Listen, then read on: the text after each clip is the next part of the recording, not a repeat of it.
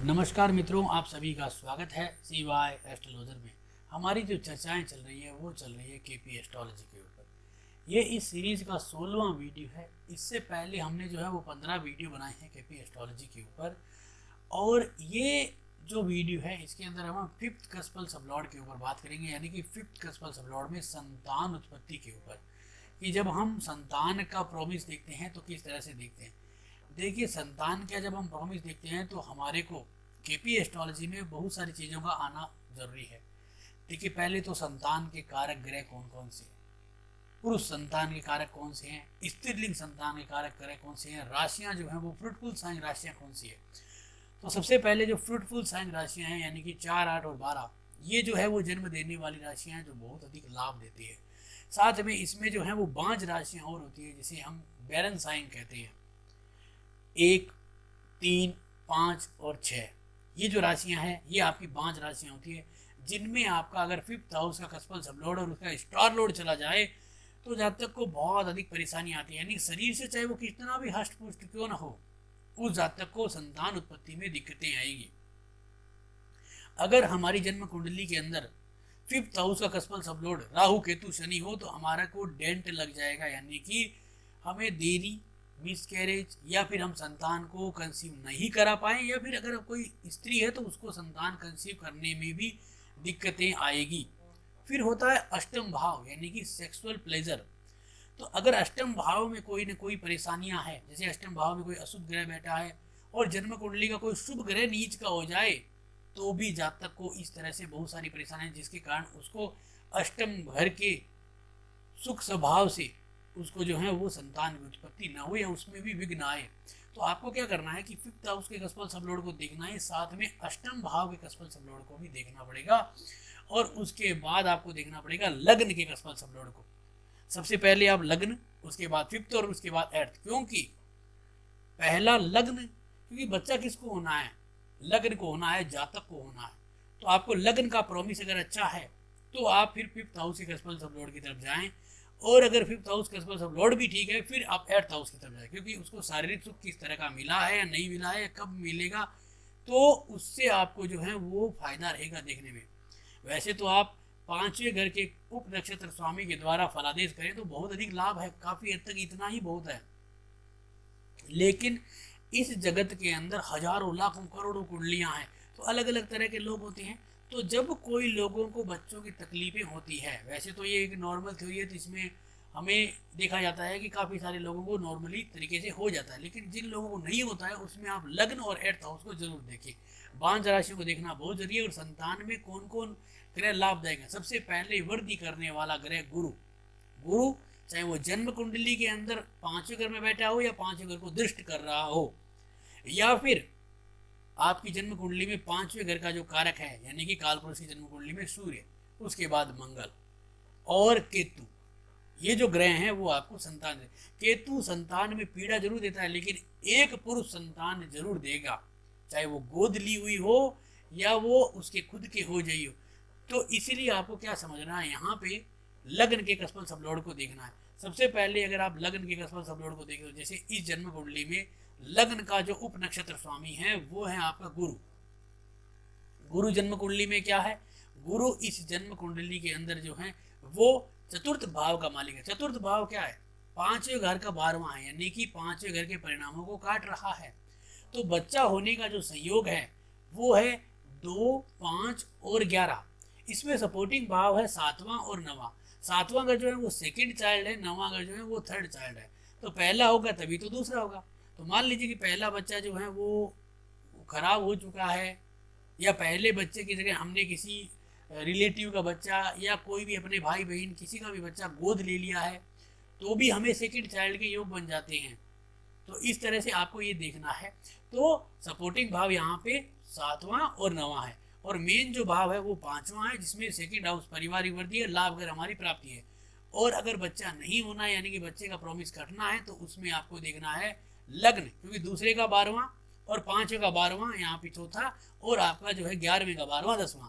तो 1, 4 और 10 ये भाव अगर दिखाता है तो आपको कहीं ना कहीं दिक्कतें हैं। सबसे पहले आप देखिए लग्न का कस्पल सबलोड जो है वो जुपिटर है। जुपिटर एट्थ हाउस को दिखा रहा है, यानी 8वें घर के अंदर बैठा है, किसमें, मेष राशि में बैठा है, तो हमने कहा कि ये बैरन साइन है, यानी कि यहाँ पे ये एक बांझ राशि है, तो बच्चे को दिक्कत आएगी, देरी से हो सकता है, विवाह भी देरी से हो सकता है।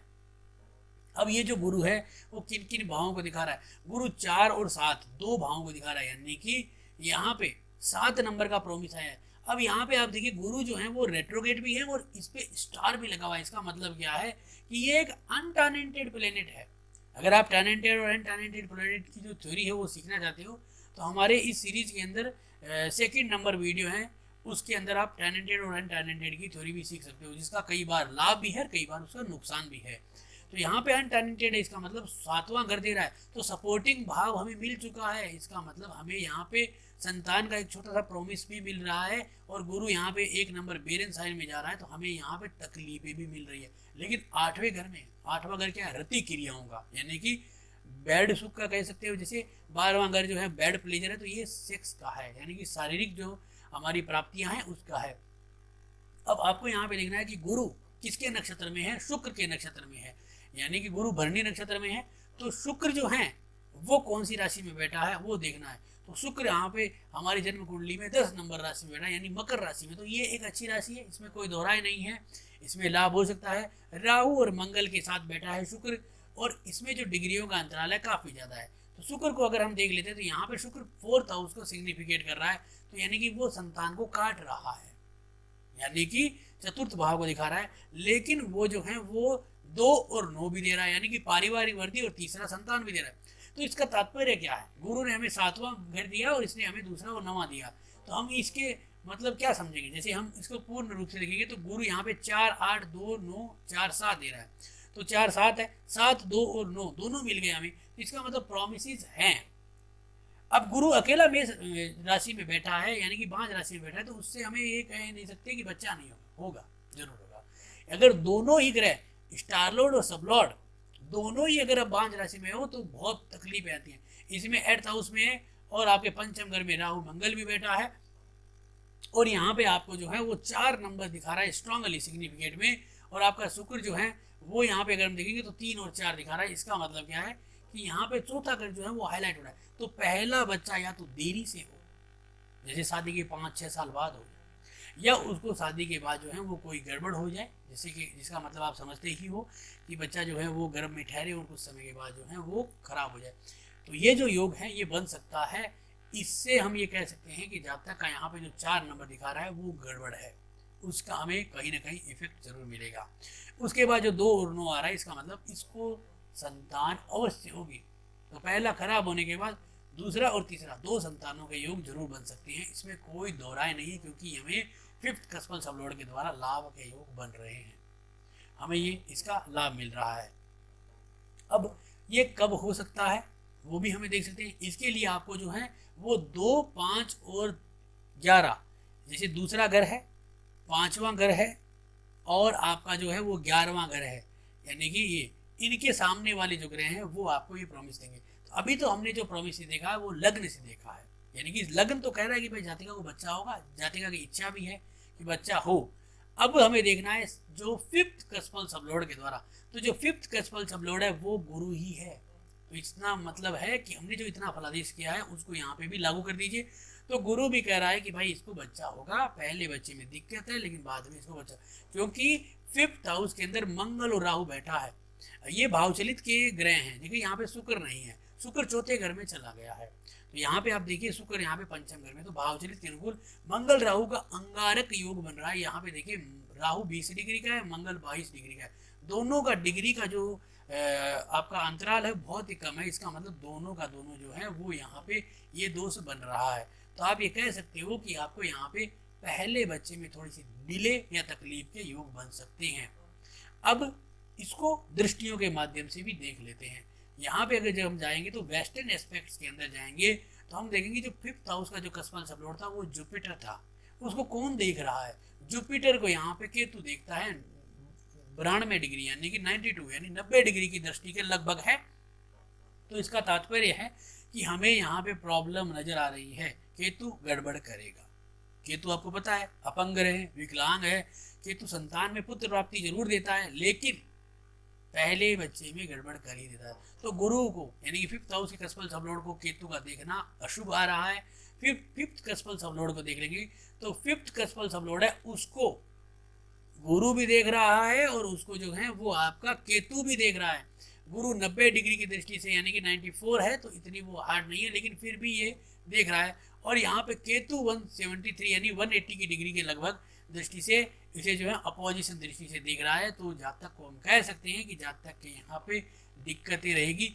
अगर कोई शुभ ग्रह जन्म कुंडली का कोई शुभ ग्रह अगर इस केतु को देख ले तो हम कह सकते हैं कि हमारे को जो है वो पंचम भाव के जो सुख हैं, जैसे कि मान लीजिए कि संतान का जो सुख है, यानी पहला बच्चा तो खराब हुआ जो भी हुआ, लेकिन बाद में संतान हो जाए, ये क्या है पंचम भाव के अंदर ही आती है कि भाई संतान का सुख। तो यहाँ पे क्या है कि जो सूर्य हैं जो काल पुरुष की जन्म कुंडली में 5th हाउस यानी संतान का कारक है, वो केतु को देख लेता है, तो कहते हैं कि भाई यहाँ पे जो है वो हमें संतान का सुख जरूर मिलेगा, चाहे वो हमें गोद लिया हुआ बच्चा हो या हमारे रिलेटिव का हो या फिर हमारे खुद के हो जाए, या हमारे जो मान लीजिए लड़कियां हो जाती है तो लड़कियों के कोई बच्चा हो जाए उसको हम रख लेते हैं नाते नातिन को, तो उसके भी लाभ हमें यहाँ पे नजर आते हैं 5th हाउस के द्वारा। तो इन सब चीज़ों से आप आगे लगाइए। इसके बाद अगर यहाँ पे भी कुछ गड़बड़ है तो आप 8th हाउस कस्पल सबलॉर्ड पे जाइए। तो 8th हाउस का जो कस्पल सबलॉर्ड है वो वीनस है। तो वीनस जो है वो शारीरिक सुखों का कारक है, और वीनस का यहाँ पे आना और यहाँ पे दूसरा और नवा घर दिखाना यानी कि आपका पारिवारिक सुखों में आना लाभ का योग बन रहा है। और शुक्र 12वां घर दिखा रहा है यानी कि आपके जो है वो सैया सुख है। तो आप कह सकते हो कि हमें जो है वो 8वें घर के जो सुख हैं वो हमें सारे मिलेंगे और उसके द्वारा हम संतान की उत्पत्ति जरूर कर लेंगे। हाँ, हमें शुरू में दिक्कत आएगी तो उसका हम या तो समय रहते उपाय कर सकते हैं, या फिर जो है वो हो गए तो हो गए, उसके बाद बाकी बच्चे जरूर होंगे ही होंगे। तो इस तरह से आप इस कुंडली के द्वारा सीख सकते हो। इसके द्वारा आप अपने रिलेटिव और अपने जानने वाले लोगों की कुंडलियों में भी इसका आंकड़ा लगा सकते हो। 2, 5 और आपका यहाँ पे 11, अगर आपको पहला बच्चा हो चुका है या पहले बच्चे में गड़बड़ हो चुकी है तो आप 2, 5, 11 के अलावा 2, 7, 11 के भी सामने वाले ग्रहों को देखिए और गुरु के गोचर को देखिए, साथ में मंगल के गोचर को भी देख सकते हो। गुरु का गोचर आपके पंचम घर के त्रिकोण में या सप्तम घर के त्रिकोण में या नवम घर के त्रिकोण में हो जाए, जैसे सप्तम घर का त्रिकोण कौन सा है 3, 7 और आपका 11। दसम घर का त्रिकोण कौन सा है आपका, यहाँ पे दसम घर का त्रिकोण है 2, 6 और 10। तो इस तरह के त्रिकोण में हो जाए तो आपको यहाँ पे लाभ का योग बन जाएगा। तो आप ये कह सकते हो कि इस तरह से आइडिया लगा के हम देख सकते हैं। अब जब हम संतान के संयोग देखते हैं तो कई बार देखते हैं कि 1, 4, 10 आ जाता है, तो 1, 4, 10 आ जाए तो आ जाने दो, लेकिन अगर उसमें 2, 5, 7, 9 और 11 इनमें से एक भी नंबर आया तो आपके लिए एक योग कारक लाभ कारक समय बन चुका है, उसका आप लाभ ले सकते हैं। क्योंकि संतान और शादी ये ईश्वर की ऐसी चीजें हैं जो नॉर्मल है, सबके लिए है, और इसमें से कोई 1 या 2 या कुछ परसेंट लोग होते हैं जो रह जाते हैं। तो उन्हीं के लिए ऐसे संयोग होगी, उसमें 5th हाउस का कस्पल सबलॉर्ड, लग्न का कस्पल सबलॉर्ड और 11th हाउस का कस्पल सबलॉर्ड, साथ में 8th हाउस का कस्पल सबलॉर्ड, ये सभी के सभी नेगेटिव रिजल्ट दे रहे होंगे। और जो इनकी 5 राशियों में बैठे होते हैं, जिसके जैसे मान लीजिए मेष राशि के अंदर, मिथुन राशि के अंदर 2 ग्रह 3 ग्रह बैठ गए, मिथुन राशि में 3 ग्रह बैठ गए, सिंह राशि में बैठ गए, तो 5 राशियों में ग्रह चले जाते हैं। तो जातक का फिर बांझपन का योग बन जाता है, चाहे वो पुरुष बांझ हो चाहे वो औरत बांझ हो, चाहे वो मेडिकली कितने भी गवर्नमेंट उनको जो है वो सर्टिफिकेट दे दे, लेकिन वो उनका बीज जो है वो फल नहीं दे पाएगा कुंडली के अंदर। तो ये हम केपी एस्ट्रोलॉजी के अंतर्गत आराम से देख सकते हैं। वैदिक ज्योतिष में भी देख सकते हैं, वैदिक ज्योतिष में भी उनके जो हैं वो बीज निकालने पड़ते हैं, तो उनके द्वारा भी आप देख सकते हैं। लेकिन केपी में इसके जो रूल है वो थोड़े से आसानी से और आराम से मिल जाते हैं। धीरज से और काफ़ी सारी कुंडलियों पे प्रैक्टिस करेंगे तो आपको इसका भी लाभ मिलेगा। तो आज का जो वीडियो था वो कैसा लगा जरूर बताएं। अच्छा लगा तो लाइक करें, शेयर करें, सब्सक्राइब करें। धन्यवाद दोस्तों।